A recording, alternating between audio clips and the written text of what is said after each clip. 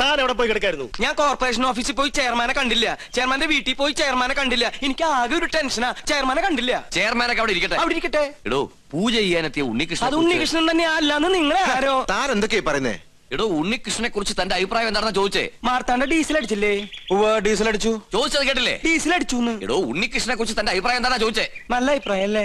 നമ്മുടെ ഗോപികയ്ക്ക് വേണ്ടി ഉണ്ണികൃഷ്ണനെ കല്യാണം ആലോചിക്കുന്നതിനെ കുറിച്ച് എന്ത് പറയുന്നു? ഗോപിയയ്ക്ക് ഈ കല്യാണം ആലോചിക്കുന്നതിനെ കുറിച്ച് തന്റെ അഭിപ്രായം എന്താണെന്നാ ചോദിച്ചത്. എനിക്കങ്ങനെ പ്രത്യേകിച്ച് ഒരു അഭിപ്രായം തോന്നുന്നില്ല. എന്നാ ഞങ്ങൾക്കുണ്ട്. അവൻ സമ്മതിക്കോ? ആദ്യം കുട്ടികളോടാ ചോദിക്കുക, അവന്റെ വീട്ടുകാരുമായിട്ട് ആലോചിക്കുക, എന്നിട്ട് അറിയിക്കാം. അത് മതിയോ? ഇയാൾക്ക് എന്താ പറ്റിയേ? കാറിലോട്ട് കയറി മണിമല മാണിക്കത്തേക്ക് പോവാം. മണിമല മാണിക്കത്തേക്കോ? അത് ഉണ്ണികൃഷ്ണന്റെ വീടല്ലേ? ഞാനില്ല, എനിക്ക് അമ്പലത്തിൽ പോകണം, 4 മണിക്ക് വഴിപാടുണ്ട്. ഈ വേഷത്തിലോ? എന്താ ഈ വേഷത്തിൽ പോകൂടെ? താൻ എങ്ങോട്ടും പോണ്ട, കാറിലോട്ട് കയറി. തനിക്കല്ലേ വഴി നിശ്ചയുള്ളൂ. ഞാൻ വന്ന വഴി പോയ വഴിയൊക്കെ മറന്നു. മറക്കേ, 2-3 വട്ടം താൻ അവിടെ പോയതല്ലേ? എനിക്ക് എന്താണെന്നറിയില്ല, പെട്ടെന്ന് ഒരു മറവി. സ്വപ്നാംബുലിസം. അത് ശരി, അപ്പൊ ബാധ ശരിക്കും ഒഴിഞ്ഞിട്ടില്ല. മാർത്താണ്ട, ആ തിരുമംഗലത്തെ വിളിക്ക്, 2 ചൂരൽ കഷായം കൊടുക്കുക. എനിക്ക് ഓർമ്മ ഒന്നും ആരെയും വിളിക്കണ്ട, എനിക്ക് വഴി നല്ല ഓർമ്മയുണ്ട്. ഒന്ന് പിടിച്ചേ, എനിക്കൊന്നു, ഞാൻ ഒന്നിന് പോട്ടെ. 1ഉം 2ഉം ഒക്കെ പിന്നീട് ആകാമടോ.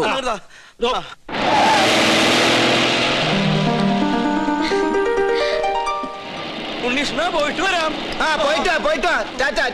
ഇയാളെന്താ കഥകളി കാണിച്ചോണ്ട് പോകുന്നു? നീയാക്ക് ശരിക്കും ബാധ കൂടിയോ?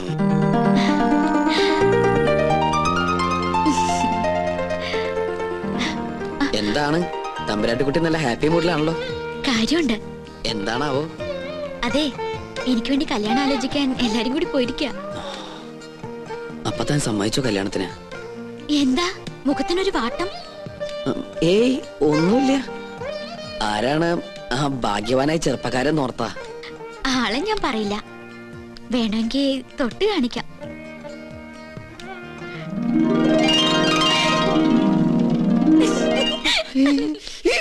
അയ്യോ, അപ്പൊ അവരാ ഉണ്ണികൃഷ്ണന്റെ വീട്ടിലേക്കല്ലേ പോയത്?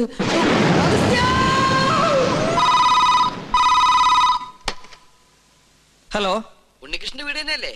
അതെ. ഉണ്ണികൃഷ്ണ, ചെയർമാൻ ദാമോദരൻ നമ്പൂതിരി പറഞ്ഞിട്ട് വിളിക്കുക. ഉണ്ണികൃഷ്ണൻ വീട്ടിലുള്ള കാര്യം ആന്റണിയുടെ ആൾക്കാർ അറിഞ്ഞു. പോലീസ് അന്വേഷിച്ചു വരാൻ സാധ്യതയുണ്ട്. തൽക്കാലം നീ അവിടുന്ന് പൊങ്ങുന്നതാണ് നല്ലത്. അതുപോലെ സംഗതി ഏറ്റുന്നാ തോന്നണത്. എങ്കിൽ തമ്പരാക്കന്മാരെ എത്തും മുമ്പ് നമുക്ക് അവിടെ എത്തണം. വാ. എന്നിട്ട് നേതൃത്വത്തില് അത്യാവശ്യമായിട്ട് ഒരിടം വരെ പോണം. പിന്നെ എന്നെ അന്വേഷിച്ച് ആര് വന്നാലും ഒന്നും പറയണ്ട. എന്താ മോനെ, എന്തിപ്പുണ്ടായേ? പേടിക്കാനൊന്നുമില്ല, ഞാൻ ഇവിടെ വന്ന കാര്യം ആന്റണിയുടെ ആളുകൾ അറിഞ്ഞു. വണ്ടി നിർത്താൻ പറഞ്ഞില്ലേ? എന്താണോ? ഞാൻ ഒന്ന് ഇറങ്ങട്ടെ, എനിക്ക് മൂത്രമൊഴിക്കാൻ മുട്ടുന്നു. യാത്ര തുടങ്ങിയിട്ട് 3-4 പ്രാവശ്യം ആയല്ലോ തന്റെ ഈ മൂത്രമൊഴിപ്പ്. അസുഖ. തൽക്കാലം നമുക്ക് ഈ യാത്രയൊന്ന് മാറ്റി വെച്ചാലോ? വേണ്ട, താൻ പോയി ഒഴിച്ചിട്ട് വാ. എന്നാ ജീപ്പ് ഒന്ന് മാറ്റിയിടൂ. എന്തിനാ? മൂത്രമൊഴിക്കാൻ. ജീപ്പിനകത്തോടെ മൂത്രമൊഴിക്കുന്നത്? എന്താണോ? ബാഗ് എടുക്കാനാ. ബാഗിനകത്തോടെ മൂത്രമൊഴിക്കുന്നത്? പോയി ഒഴിച്ചിട്ട് വേണോ? ഇയാളെ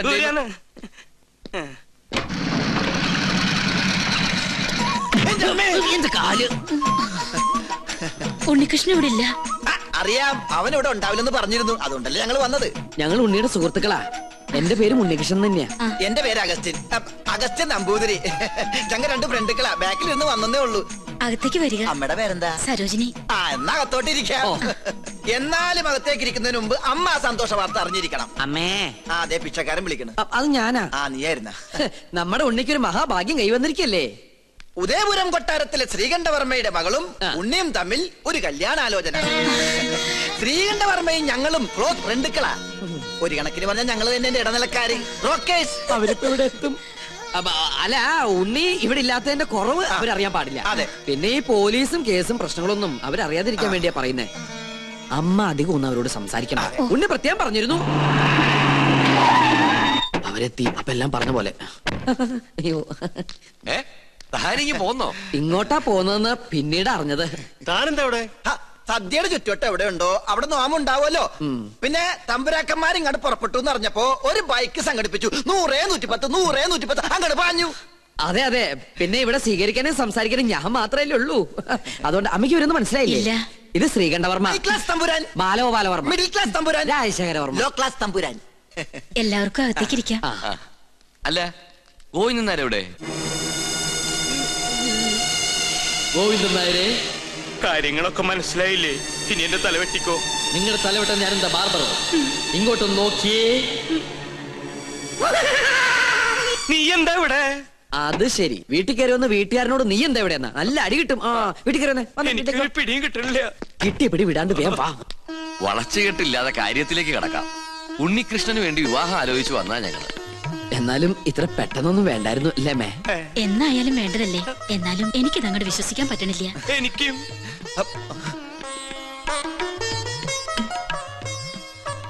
ഇതേതാ ഈ കുട്ടി?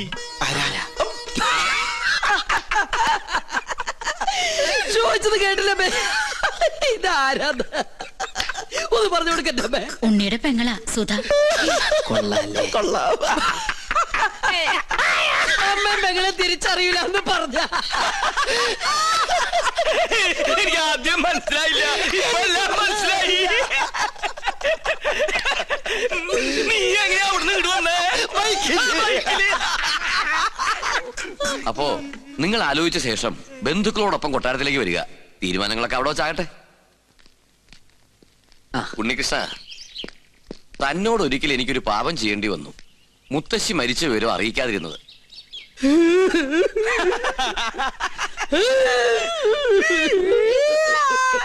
അവസാനായിട്ടൊന്ന് കാണാൻ പോലും കഴിഞ്ഞില്ല. അതിന് നീ എന്തിനാ കരയണേ? ആ 16 അടി സദ്യയുടെ ദേഹം എനിക്ക് കിട്ടില്ലെന്ന് ഓർത്തിട്ടാ. അത് പോട്ടെ പോട്ടെ പോട്ടെ. അതൊക്കെ പോട്ടെ. ഇനി കല്യാണം കഴിയുന്നത് വരെ താൻ കൊട്ടാരത്തിൽ ഉണ്ടാവണം. ഒരുപാട് കാര്യങ്ങൾ തന്റെ സാന്നിധ്യത്തിൽ തീരുമാനിക്കാനുണ്ട്. 10 വർഷങ്ങൾക്ക് ശേഷാ കൊട്ടാരത്തിൽ ഒരു മംഗല്യം നടക്കാൻ പോണത്. എന്നാ ഞങ്ങൾ അങ്ങോട്ട്.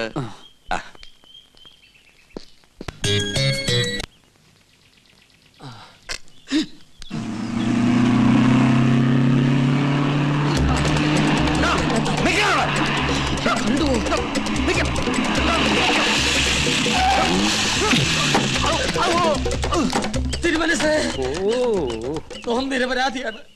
പാപ്പാക്കണം. ഇവിടുന്ന് എനിക്കും എന്റെ ഭാര്യയ്ക്കും ദിവസം 3 നേരം ആഹാരം കഴിക്കാനുള്ള അനുമതി എങ്കിലും തരണം. 2 ദിവസമായി പട്ടിണിയിലാണ്. ഓ, തനിക്ക് ആഹാരം കഴിക്കണമെങ്കിൽ ചിക്കൻ വേണ്ടേ? അത് ഇവിടെ വെക്കാറില്ലല്ലോ. നമ്മെ ദ്രോഹിച്ച ദൈവശാപം കിട്ടും. ഇപ്പൊ ഊണുൽ സത്യം മനസ്സാ വാചാ കർമ്മണെന്ന് ഒന്നും അറിഞ്ഞതല്ല. ശരി ശരി, കൊട്ടാരത്തിൽ ഒരു മംഗളകർമ്മം നടക്കാൻ പോകുന്നതിന്റെ പേരിൽ ക്ഷമിച്ചിരിക്കുന്നു.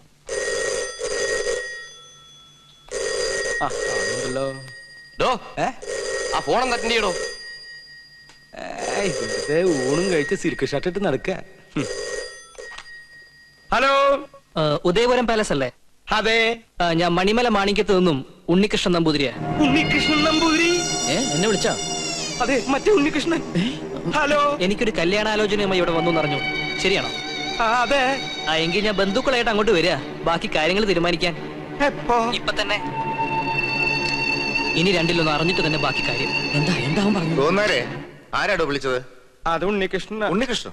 മറ്റേ ഉണ്ണികൃഷ്ണൻ മറ്റേ ഉണ്ണികൃഷ്ണൻ അല്ല, ഈ ഉണ്ണികൃഷ്ണൻ. എന്റെ വീട്ടിൽ നിന്നാ. അമ്മ എന്താ പറഞ്ഞത് ഗോവിന്ദേട്ടാ? അവിടെ നിന്ന് എല്ലാവരും കൂടി ഇങ്ങോട്ട് പുറപ്പെട്ടു. ഗോവുന്നാരെ അവരെ സ്വീകരിക്കാൻ വേണ്ട ഏർപ്പാടുകൾ ഉടനെ ചെയ്യാ. താൻ ഇതെങ്ങോട്ട് പോവാ? ഞാൻ ഈ ബാഗ് എടുക്കാൻ വേണ്ടി പോയതാ. അതെ തിരുമനസേ, ഉണ്ണികൃഷ്ണന്റെ ബന്ധുക്കൾക്ക് വേണ്ടി ക്ഷേത്രത്തിൽ വിശേഷാൽ പൂജകൾ വല്ലതും നടത്തണോ ആവോ? ആവാം. അവരെന്തിനാ ഇപ്പൊ ഇങ്ങോട്ട് വരണേ? എടോ നമ്പൂരി, ഈ ഉണ്ണിയെ കൊണ്ട് എന്റെ കുട്ടിയെ വേളി കഴിപ്പിക്കാൻ പോവാടോ. സർവമംഗളാനുഭവം. ഇവന്റെ ജനസമയം നോക്കി പുരുഷോത്തമ പണിക്കർ അന്ന് പറഞ്ഞതാ എനിക്ക് ഓർമ്മ വരുന്നത്. എന്ത്? ഗജരാജയോഗം ഉണ്ടെന്ന്.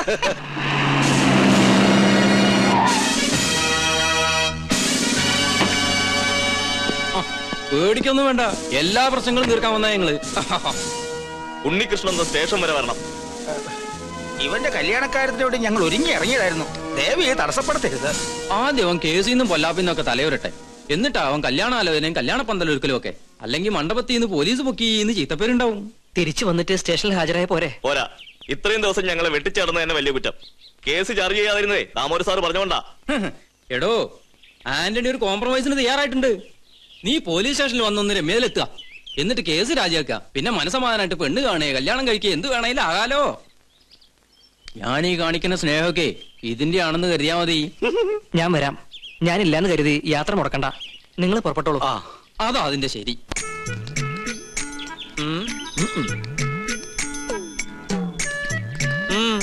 ഓ, ഇനി നമ്മളിപ്പോ എന്താ ചെയ്യാ? എന്താ ചെയ്യാ? ഞാനൊന്ന് പറഞ്ഞോട്ടെ, നമ്മളിപ്പോ എന്താ ചെയ്യാ? ഇയാളെ കൊണ്ട് വലിയ ശല്യായില്ല. എന്നാ ഞാൻ വേറൊന്ന് പറഞ്ഞോട്ടെ, നമ്മളിപ്പോ എന്താ ചെയ്യേണ്ടത്? ഒറ്റ വീക്കുന്നുണ്ടല്ലോ. എന്താ 3 പേരും കൂടി ഒരു ചുറ്റിക്കളി? ഇയാൾ ശല്യം ചെയ്യണു. ഹാ, ഇയാൾ അടുക്കളയിലേക്ക് ചെല്ല്. സദ്യയുടെ കാര്യങ്ങൾ ശ്രദ്ധിക്ക. ഓ ആ ഉണ്ണി, ഹായ്. അവരെത്ര പേരുണ്ടാവും? ഒരടിക്കുള്ള ആളുണ്ടാവും, അല്ല ഒരു വണ്ടിക്കുള്ള ആളുണ്ടാവും. ആയിക്കോട്ടെ, അല്ലേ ഗോവിന്ദനാരെ?